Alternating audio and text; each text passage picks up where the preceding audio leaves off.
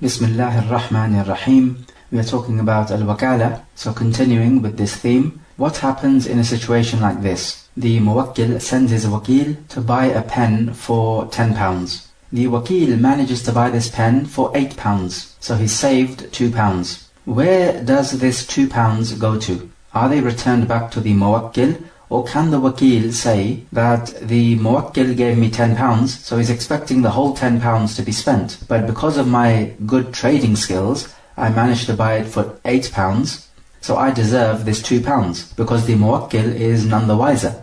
And the muwakkil hasn't actually made a loss. He wasn't expecting to see any of his £10 back, and this is exactly what's going to happen. We say the answer to this situation is no. It is not permissible for the wakil to keep any of this money. So if he saved £2, he must return this £2 to the muwakkil, because none of this £10 belonged to the wakil, because the muwakkil did not give permission that any of this £10 should go to the wakil. And you're not allowed to take any wealth of your brother except by his goodwill, not even his stick. Even if the muwakkil says to the wakil, buy this item for £10, this is not a permission from the muwakkil that the wakil is allowed to keep any of the money which he saves. And the reason why the muwakkil says £10 is because he's expecting this item to be bought for £10. He's not expecting it to be bought for any less. Is it permissible for a person to appoint a wakil to argue a case on his behalf? We say in this case the wakil needs to look. Is his muwakkil arguing for the truth or for falsehood? If he's arguing for the truth, then it's permissible for him to accept this wakala and argue on his behalf. If the muwakkil is arguing on behalf of falsehood, then it is not permissible to accept this wakala. If the wakil is not sure whether it is falsehood or the truth, then the safer option is not to accept this wakala.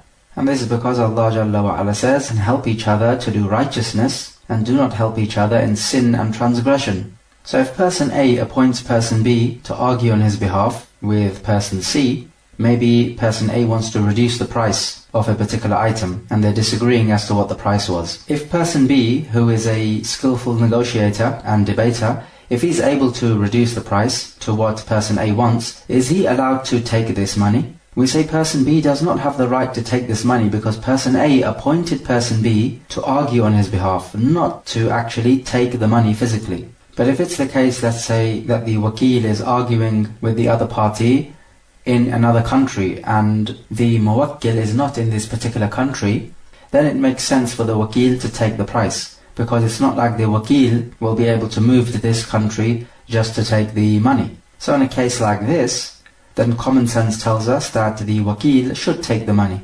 So the point is, if the muwakkil does not explicitly state to the wakil that you are allowed to take the money, then is the wakil allowed to take the money physically? We say we have to look at the surrounding circumstances. If the general customary practice is that the muwakkil will go and take the money, then the wakil is not allowed to take the money. If this seems to be impractical, because maybe they are in another country, then the wakil takes the money.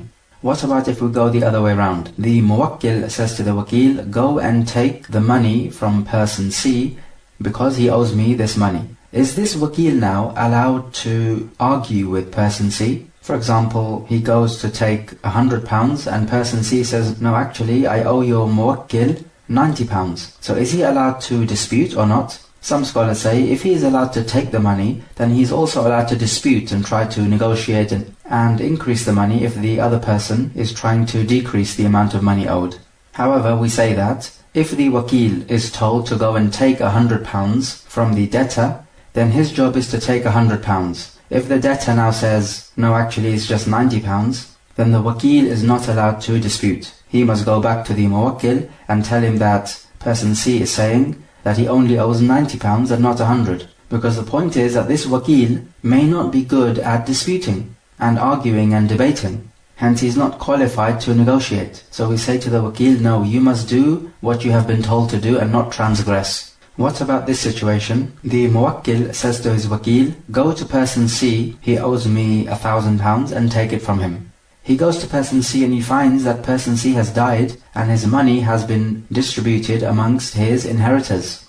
Is he allowed to take this £1,000 from the inheritors? The answer to this is that it depends what the muwakkil said. If the muwakkil said, take my £1,000 from person C, then he's not allowed to take it from the inheritors. Rather, he must go back to the muwakkil and tell him what has happened. If the muwakkil said, take my £1,000, which person C owes me, then he is allowed to take this from the inheritors, because the muwakkil did not say specifically take it from person C. Rather, he said, take this money which person C owes me. So it does not matter from whom he takes it, whether it be from person C himself or from his inheritors. The point is that this £1,000 is pending. So the idea is that the wakil does exactly how he's told and he does not transgress. What about this scenario? The muwakkil tells his wakil to go and deposit a certain wealth with person C. So if he does this, and then person C denies that he received any wealth from the muwakkil or from his wakil, then who is responsible? We say, according to the correct opinion, that the wakil is responsible, because he should have witnessed this depositing of the wealth. So he should have had 2 just male witnesses witnessing that he has deposited this wealth with person C, so that if person C denies this, then we have witnesses to prove that he is lying. But if he did not make anyone witness this, then the wakil fell short in his duty, and so therefore he bears the loss. This is the case except in 2 scenarios. The first one is if the wealth which he is depositing is something not very valuable, and it is not customary amongst the people that you make somebody witness that you are depositing this wealth with someone else. So if it is something expensive like a computer, then you do make people witness this depositing. But if it is something like a little pen, then you don't need to. And in this case, the wakil is not a guarantor. The second scenario is if the person with whom you're depositing this wealth is somebody who is known to be trustworthy, then in this case you don't need to make anyone witness against him, because his trustworthiness is known amongst the people. So in these 2 cases, if the wakil does not make people witness this depositing which he is performing, then he is not a guarantor and he has done his job as he is supposed to do. So the bottom line is, did the wakil fall short in his duties or not? If he did not fall short in his duties, then he is not a guarantor. If he did fall short, then he is a guarantor. However, one might argue, is it not true that the one with whom the wealth is deposited, if he states that he has returned this wealth, then his statement is to be accepted? So if that's the case, then why do we need people to witness against him? Because this person can certainly say, no, I returned this item back to you and I don't have it anymore. So there's no difference between this and him simply saying, I don't have your item. So the point is, what good would it do for the wakil to make this deposit be witnessed by people? Because then the person with whom this wealth is being deposited, even if there are witnesses, he can simply say, I return this item to you. And his statement would have to be accepted, because that's the rule. If you deposit some wealth with somebody, and he's just safeguarding it for you, so he's not using it for himself and for his personal benefit, he's just safeguarding it, then in this type of situation, if this person says that he returned the wealth back to you, then his statement is to be accepted. That is the rule. And the chapter of wadi'ah is coming up. So again, the question is, what is the point then in having people witness that the wealth has been deposited? Because the person can simply say, I return the product to you, and it will be end of story. We say the answer is that this person with whom the product is deposited, he may have enough fear of Allah Jalla wa Ala not to lie that he has returned the item, whereas in reality he has not returned the item. However, it could very well be the case that he has forgotten that the item was deposited with him, and so he denies that the item is deposited, in accordance with his memory. But if we have some witnesses who will produce the evidence, they will say, no, we have witnessed that this item was deposited with you, then this is sufficient proof that the item is deposited. And hence it would be upon this man now to produce the item and return it back to the muwakkil when the muwakkil demands it. So this is the benefit in producing the witnesses. And the ruling we need to know about the wakil is that he is an ameen, or somebody who is trusted. Who is an ameen? An ameen, or a trustworthy person, is someone who takes the wealth of another person through either his permission or the permission of the Sharia. For example, the person who is in charge of the wealth of an orphan, the Sharia has given him permission to take the wealth of the orphan and to use it wisely for the benefit of the orphan. So this wali of the orphan is an ameen. So likewise here with the wakil, he is an ameen because the muwakkil has given him his wealth to deal with. So what is the situation with the Amin? We say that if the wealth is destroyed without any fault or negligence on the part of the Wakil, who is an Amin, then we say that the Wakil is not a guarantor. He is a guarantor if he is guilty of tafrit or ta'addi. So for example, he is a Wakil and he buys a watch for the Muwakkil. So he comes to his house with this watch, and now it is upon him to guard it safely until he delivers it to the Muwakkil. So if he now just leaves it lying around and a little kid comes along and breaks it, then the Wakil is guilty of tafrit, which is negligence. So we say he is a guarantor and he owes the Muwakkil his watch. Or for example, if the Wakil starts to play about with the watch and the watch is destroyed, then he is guilty of at-ta'addi, which is when you do something you are not supposed to do. So it's the complete opposite of negligence. Negligence is when you don't do something which you're supposed to do. However, if the Wakil takes this watch and he puts it on a shelf which is high so that the children cannot reach it, but then what happens is that a little kid comes along, he brings a ladder, puts it up against the wall, climbs up the ladder, takes the watch and destroys it. What do we say in this case? We say the Wakil is not a guarantor because the Wakil did what he is supposed to do. He was supposed to put the watch in a safe place, which he did. Now this act of the child taking a ladder and climbing up the ladder and destroying the watch, this is something which is not expected at all. And you cannot blame the Wakil for this. So we say in this case that the watch has been destroyed and the Wakil does not owe anything to anyone. So if the Wakil says that your watch or your wealth has been destroyed through no ta'addi or tafrit on my part, then we accept the statement of the Wakil because he is an Amin and his statement is to be accepted as long as he takes an oath. So if he takes an oath by Allah saying that the wealth was destroyed through no tafrit or ta'addi on his part, then we must accept his statement unless we have evidence otherwise. If the Muwakkil does not accept his statement, then we say to the Muwakkil, tough luck. You have to accept his statement unless you can prove otherwise. Because the asl is that this person is an Amin and he did not do anything which is classified as tafrit or ta'addi.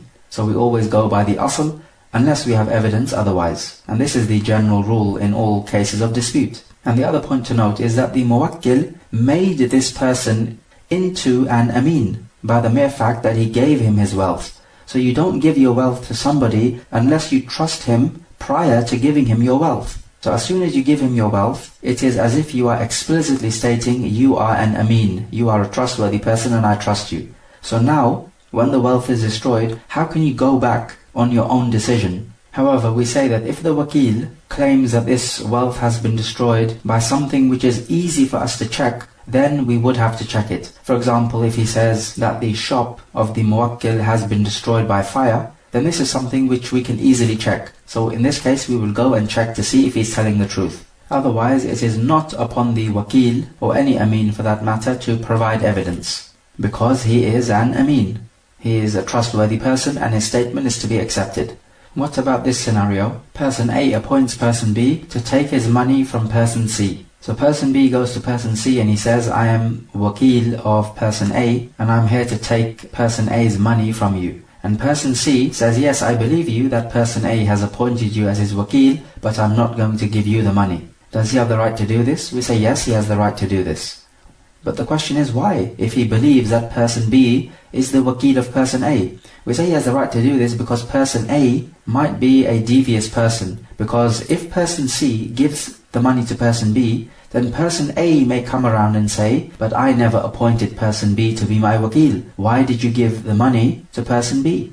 So because of this possibility, we say person C has the right not to give the money to person B. If person C does not believe that person B is the Wakil of person A, then the ruling is the same. Person C does not have to give the wealth to person B. And person C can say, give me evidence that person A has appointed you as his Wakil. If person C gives the wealth to person B, and then afterwards person A denies that he ever appointed person B to be his Wakil, then what happens? In this case, we say to person A, take an oath that you did not appoint person B as your Wakil.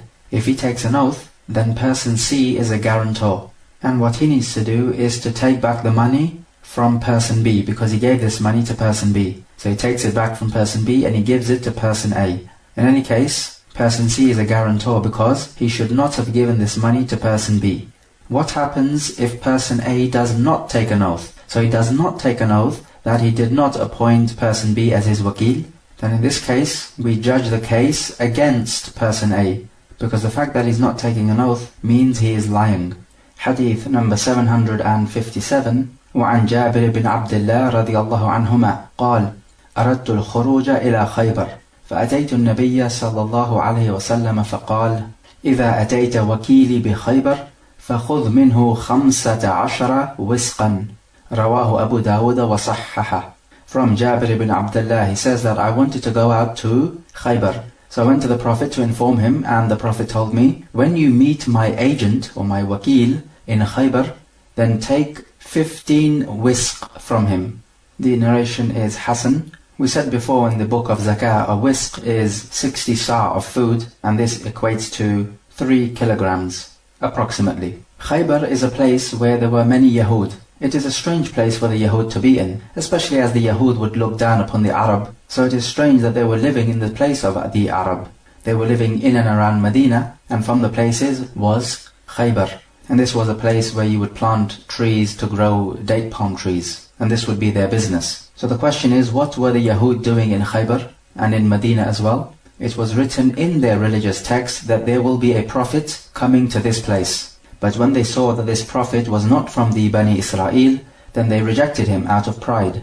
Some of the Yahud, the fair-minded amongst them, did convert to al-Islam. The famous example is Abdullah ibn Salam. He was a scholar of the Yahud, and he knew the description of the prophet. It is written in their scriptures. And when he saw that this prophet meets the description, then Abdullah ibn Salam was not too proud to convert to Islam. So we find in this narration that Jabir ibn Abdullah wants to travel to Khaybar, and he informs the Prophet about it. And from this we could take that Jabir ibn Abdullah is seeking advice from the Prophet. So when he wants to go out, he lets the Prophet know, because it could be that the Prophet wants to give him some good advice as he travels out to Khaybar. So they're always seeking the approval of the Prophet and his advice. And so when the Prophet learnt about his travel, he wanted to help Jabir ibn Abdullah in his travels, and so he told him that he has a wakil or an agent in Khaybar. He's in charge of the food which grows there. So when you meet him, then take 15 wisq from him. And the food would be dates. So this would be 15 wisq of dates. And this is because Jabir ibn Abdullah is a traveler in Khaybar, and so he is entitled to the zakah wealth, as he is the Ibnus Sabil. And so the Prophet had his agents in Khaybar, and this would be to collect the wealth which the Yahud were producing, and also to just simply observe the Yahud, because you can't really let these people out of your sight. And in the full narration of this hadith, the Prophet told Jabir that if this wakil of mine asks you for a sign that indeed I have sent you, then put your hand on the bone on top of the chest, between the chest and the neck area. So this was a secret sign which the Prophet had previously agreed between him and his wakil up in Khaybar, that if somebody comes to you claiming that I have sent you, then this would be the sign that he's telling the truth. Because otherwise anybody can claim that the Prophet has sent me to take some food from you. And so from this we can take that it is permissible for the ruler to appoint a wakil to collect the zakah wealth, and also to distribute it amongst the entitled recipients. And also there is no problem in having secret signs by which you can tell if a person is telling the truth, just as in this narration. Hadith 758. وعن عروة البارقي رضي الله عنه أن رسول الله صلى الله عليه وسلم بعث معه بدينار يشتري له أضحية. الحديث رواه البخاري في أثناء حديث وقد تقدم. From Urwa al-Bariqi, he says that the Prophet sent him with 1 dinar to purchase an udhiyah, which is an animal you're going to sacrifice on the day of Eid al-Adha. We have already spoken about this hadith, but it has been repeated here just to show that it is permissible to appoint a wakil to purchase on your behalf. And the big point coming out from this hadith, that tasarruf al-fuduli is permissible. That if a person is appointed to do something and he performs an action which the owner of the wealth who appointed him did not allow him to do, but afterwards, if the owner of the wealth permits this action, then we say that this action is valid. Because here, Urwa bought 2 sheep for 1 dinar, and then he sold the second sheep for a dinar, and he brought back to the Prophet 1 dinar and 1 sheep. But the Prophet only appointed him to buy a sheep with this dinar. But because the Prophet approved of this dealing which Urwa performed, we say it is correct. Some scholars say tasarruf al-fuduli is not correct, and they answer this hadith by saying that the Prophet told Urwa to do as he wants with this money. So in other words, Urwa is free to do with this money as he wants to. So this is why the Prophet allowed Urwa for doing what he did. But the correct opinion is no, it is clearly stated that the Prophet told Urwa to buy a sheep with this 1 dinar. The Prophet was not expecting anything else. So the Prophet did not give him a free hand with this dinar. Also from this hadith we find that there is no upper limit to how much profit you can make, because the Sharia does not stipulate such a thing, because here Urwa made 100% profit. So we say when it comes to how much profit you can make in a trade, the forces of supply and demand is the deciding factor, and it needs to be left up to that. Of course we said before that ihtikar, or hoarding up the wealth until the price increases so much, is not permissible, and in a case like this it is permissible for the Khalifa to step in and take control of the situation, because we're not allowed to have people exploiting the others. Otherwise the profit is left to the force of supply and demand in the market. Also from this hadith there is evidence that if you buy a sacrificial animal, then it does not become an official sacrificial animal for the Eid merely by the purchase. Rather, the animal will become a sacrificial animal with you intending that this is a sacrificial animal. And the point about this sacrificial animal then is that you're not allowed to sell it. You bought it for Allah, so you must sacrifice it for the Eid al-Adha, because this is now an act of worship. Because when you intend that this animal will be the animal of Eid al-Adha, then you have dedicated this animal to Allah, and you're not allowed to retract from this dedication. Much like if you give something as a waqf for Allah Jalla wa Ala, you're not allowed to take it back. So the point is here that Urwa sold 1 sheep. And so if this sheep was dedicated for the udhiyah, then it is not permissible to sell this. Because what you dedicate in the cause of Allah, you're not allowed to take it back. You are allowed to sell an udhiyah animal if you're going to purchase something better than it. That is permissible. But as for just simply selling the udhiyah animal, then this is not permissible. Also we learn from this hadith that if you're going to appoint somebody to purchase on your behalf, you do not have to tell him the highest price which he must purchase this item for. Because the Prophet here did not give him the highest price. But if the situation of the market is unsteady and the prices are fluctuating, then it would be better for you to stipulate an upper price. So you tell your wakil, you are not allowed to buy this item for more than such and such a price. What about tasarruf al-fuduli when it comes to paying the zakah? So if somebody pays your zakah money on your behalf without you knowing about it, and then afterwards you realize that he has given a part of your wealth for the zakah, then is this zakah valid?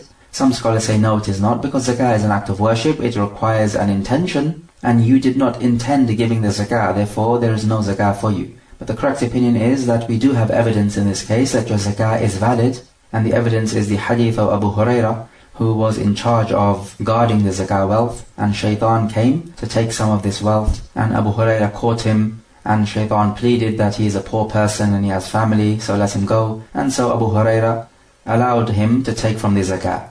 But the point is that the Prophet did not allow Abu Hurairah to give this zakah money to anyone. He merely appointed Abu Hurairah to guard the zakah wealth. And so we say, because the issue of zakah has the right of another human at stake, then if this money was to be given on your behalf without you intending it, then this does count as your zakah, because it does hold true that you have paid the money to the recipient of the zakah, and hence your obligation is discharged. Hadith 759. وعن أبي هريرة رضي الله عنه قال بعث رسول الله صلى الله عليه وسلم عمر على الصدقة. الحديث متفق عليه. From Abu Hurairah, he says that the Prophet sent Umar to collect the sadaqah. متفق عليه. Hadith 760. وعن جابر رضي الله عنه أن النبي صلى الله عليه وسلم نحر 63 وأمر عليا رضي الله عنه أن يذبح الباقي.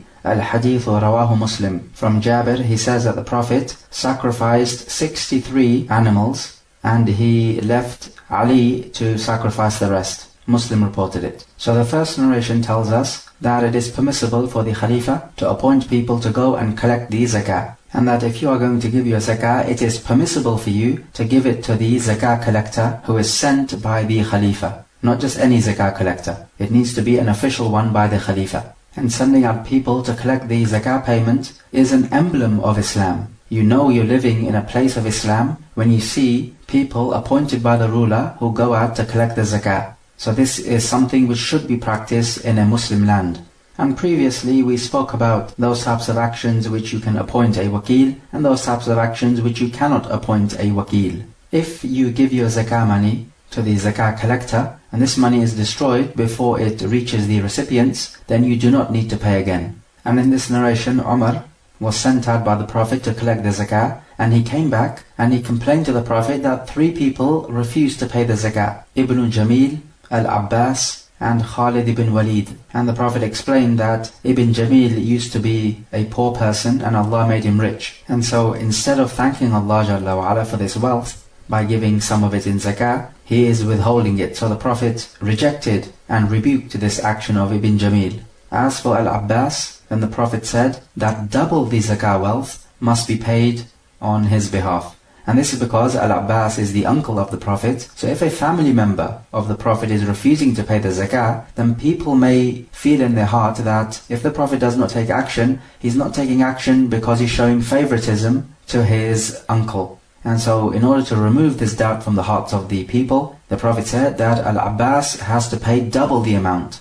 And as for Khalid ibn Walid, the Prophet excused him because he has put his chainmail and his weapons as a waqf in the cause of Allah Jalla wa Ala. So zakah cannot be taken from this type of wealth, which is dedicated to Allah. And then as for the second narration, this is pertaining to the Hajj of the Prophet. The Prophet was sacrificing some optional animals. There were 100 of them, and he sacrificed 63. And this was all on the Yawm al-Nahr, on the 10th. And this is in addition to all the other rites of the Hajj which you have to perform. So you can see that the Prophet was a strong person who performed all of these actions in one day. And we can see from this narration that it is permissible to appoint somebody else to perform the sacrifice on your behalf. Likewise, it is permissible to appoint somebody on your behalf to distribute out the zakah or the optional charity. Because here the Prophet said that the skin of the animals and the meat are to be distributed. Some scholars have noticed that the Prophet sacrificed 63 animals and the age at which he died was also 63. So they said that it could be that this 63 number of animals which he sacrificed is symbolizing the number of years which the Prophet is going to live. And Allah knows best. Hadith 761 وعن أبي هريرة رضي الله عنه في قصة العصيف قال النبي صلى الله عليه وسلم اغدو يا أنيس على امرأة هذا فإن اعترفت فارجمها. الحديث متفق عليه. From Abu Hurairah, pertaining to the story of the person who was hired to work for another, the Prophet said, O Unais, go to the wife of this person in the morning, and if she admits to committing zina, then stone her to death. The hadith is muttafaqun alayh. So from this we learn immediately that it is permissible to appoint somebody to carry out the had punishment. And also we learn an important rule, which is that if somebody admits to committing zina just once, then the punishment can be established on him. It's just that some scholars say that he has to admit it 4 times, as in the narration of Ma'iz. He testified against himself 4 times. But we say the correct opinion is no, once will do. And it was the same thing with the woman from Ghamid. She became pregnant because of zina and she admitted to her sin. And so after she gave birth, the Prophet gave the order for her to be stoned.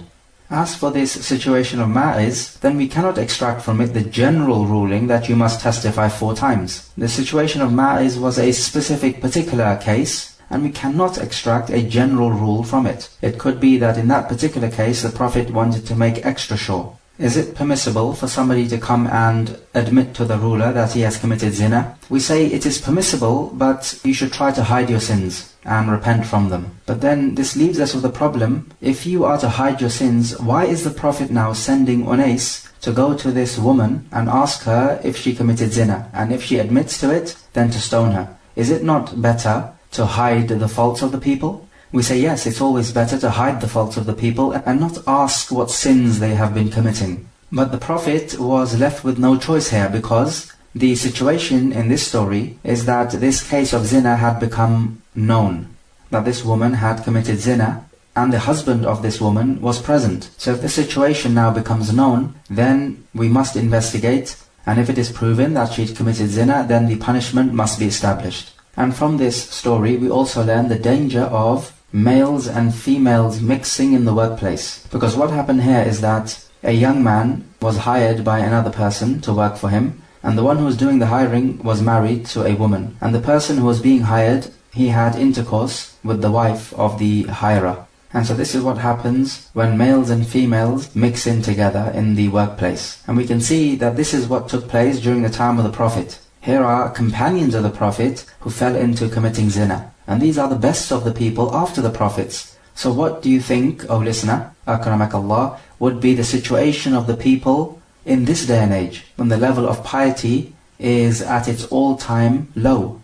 When the immoral, sinful activity becomes widespread in a community, then the destruction of the community is near at hand. Allah Jalla wa Ala says in Surah Al-Isra, وَإِذَا أَرَدْنَا أَن نُهْلِكَ قَرْيَةً أَمَرْنَا مُتْرَ فِيهَا فَفَسَقُوا فِيهَا فَحَقَّ عَلَيْهَا الْقَوْلُ فَدَمَّرْنَاهَا تَدْمِيرًا. And when we decide to destroy a town, we order the people who are living in luxury. Then they transgress, and thus the word of torment is justified against them. Then we destroy them completely. So the point here is that Allah Jalla wa Ala gives the Amr Kawni, the universal order, to the people living in luxury, the rich people, to commit sins. And when they start to commit sins and immoral actions, then they are completely destroyed.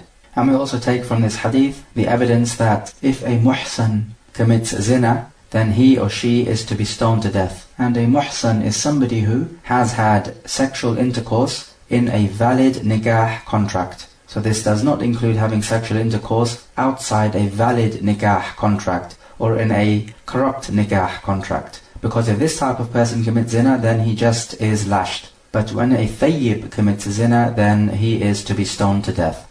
Yes, it's a horrid punishment, but then the sin is equally as horrid by Islamic standards. But of course you cannot expect the kuffar to understand this, because they are fornicators themselves. And in fact, most of them were born because of fornication. So fornication is quite literally in their blood. So you cannot expect people like these to understand the wisdom behind the had punishments. Also note that Unais was related to this woman in question. So the Prophet sent Unais because the woman is more likely to admit to Unais than somebody other than him. Also we can take that if one person admits to committing zina with the second person, then certainly this person who has confessed would be punished, but we would not punish that second person unless we have an acknowledgement from him or her. So the confession of one person does not affect the other person, meaning his partner in crime. And this is why the Prophet sent Unais to this woman to confess. Also we can take that when it comes to any had punishment being established, then it must be done by the ruler or his deputy. So it needs to go through the proper channel. Just the average Muslim in the street is not allowed to take the law into his own hands. Hadith number 762. وعن أبي ذر رضي الله عنه قال قال لي النبي صلى الله عليه وسلم قل الحق ولو كان مرا صححه ابن حبان من حديث طويل. From Abu Dhar, he says, the Prophet told me, speak the truth even if it is bitter. The hadith is da'if. So we say, although the hadith is da'if, but its meaning is correct. And we have evidence from the Quran that the meaning of this hadith is correct. Firstly from Surah An-Nisa, ayah 135, يَا أَيُّهَا الَّذِينَ آمَنُوا كونوا قوامين بالقسط شهداء لله ولو على أنفسكم أو الوالدين والأقربين إن يكن غنيا أو فقيرا فالله أولى بهما فلا تتبعوا الهوى أن تعدلوا وإن تلووا أو تعرضوا فإن الله كان بما تعملون خبيرا. O you who believe, stand firmly for justice as witnesses to Allah, even if it be against your own selves, or against your parents, or the near kindred. Whether he is rich or poor, Allah is a better protector to both of these types of people than you. So do not follow your desires and avoid justice. And if you distort your witness or you turn away from giving a just witness, then Allah is well acquainted with what you do. So in this ayah we are told to stand up for justice even if it is against our own selves. So even if it is bitter, we have to speak the truth. Similarly in Surah Al-Ma'idah, ayah number 8, يَا أَيُّهَا الَّذِينَ آمَنُوا كونوا قوامين لله شهداء بالقسط ولا يجرمنكم شنآن قوم على ألا تعدلوا اعدلوا هو أقرب للتقوى وَاتَّقُوا اللَّهَ إِنَّ اللَّهَ خَبِيرٌ بِمَا تَعْمَلُونَ. O you who believe, stand firmly for Allah as just witnesses, and do not let the enmity and hatred of others make you avoid justice. Be just, that is nearer to piety, and fear Allah. Verily Allah is well acquainted with what you are doing. So both of these ayat are telling us that justice must be upheld in the land. Even if you or your family has to suffer, still justice must be upheld. And so Islam is a deen of justice, not a deen of equality. And previously we spoke about the type of people from whom the Iqraar is accepted, which is the confession. And also we spoke about this issue when somebody confesses to something and then thereafter he says something which either wholly contradicts what he's saying or when he retracts some of his confession. So when it comes to the rights of other people, if you confess that you owe them something, then you're not allowed to say, no, but I don't owe him anymore, or that I don't have to give it to him. No, rather, the rights of the other people over you must be fulfilled if you have confessed to it. However, as for the rights of Allah over you, if you confess to this and then thereafter you retract your confession, then you're allowed to do this. For example, if you say, I need to pay my zakah, then of course this means you need to pay your zakah. But then, if you retract and say, oh no, I actually paid my zakah, then you're allowed to do this because zakah is the right of Allah. Sure, it is also the right of other people, but it is not a specific person's right over you. Because with a specific person's right, that you are not allowed to retract. Or for example, if you say, I have not performed the Hajj, so I have to do it, and then thereafter you say, no, I do not need to perform the Hajj anymore, because I have performed it, then this is accepted from you. And if you are lying, then Allah will deal with you. What about if somebody confesses to committing zina, and then thereafter he says, no, I did not commit zina? In this issue there is a difference of opinion, but the correct opinion is that if somebody retracts from the confession, then this is not to be accepted from him. If he confesses, then the had punishment must be dealt out to him. If we allowed people to retract their confession to committing zina, then we would have no punishment for zina in the land. And Shaykh al-Islam Ibn Taymiyyah says that the only time in which the punishment for zina is carried out is because of a confession. We don't have a case in which we've had 4 witnesses seeing this act being done and then they take the matter to the court. Rather, the punishment is carried out because of a confession. And this is understandable because the Muslim would rather take his punishment in this life than in the hereafter. Just out of interest, the full hadith is that Abu Dharr said that my close beloved friend, referring to the Prophet, gave me this advice, that I should speak the truth even if it is bitter, that I should not fear anyone blaming me as I obey Allah, and that I should look at people who are lower than me and not those who are higher than me, and that I should love the poor people and be close to them, and that I should join ties of kinship even if they cut me off or they treat me harshly, and that I should not ask anyone for anything, and that I should make much dhikr of La hawla wa la quwwata illa billah, because it is from the treasures of Jannah. So if we look at this narration, then each part of this narration is authentic in terms of its meaning, because we have plenty of other evidences which are authentic, which testify to this. Although in the sanad of the hadith it is weak. And so we say that from the generality of this hadith about speaking the truth, it applies to all situations. When you have to confess to issues of blood, like murder and other injuries, or had punishments, or wealth, or any right which is against you. The Prophet says, speak the truth even if it is bitter. So is the truth bitter? We say, of course the truth is not bitter, but speaking the truth can be bitter, because it is hard to do so when you confess to a right against you. What about a case if a person is suspected of, let's say, theft, and we want a confession out of him, and so some of the officers beat him until he confesses? We say this confession is not to be accepted, because you're not allowed to be forced to confess. However, if he does confess through this beating, and he confesses in such a way which indicates to us that he definitely did steal this particular item, because of the way he describes the theft, he describes what was stolen, the exact place, how he did it, then this is a confession which we would accept.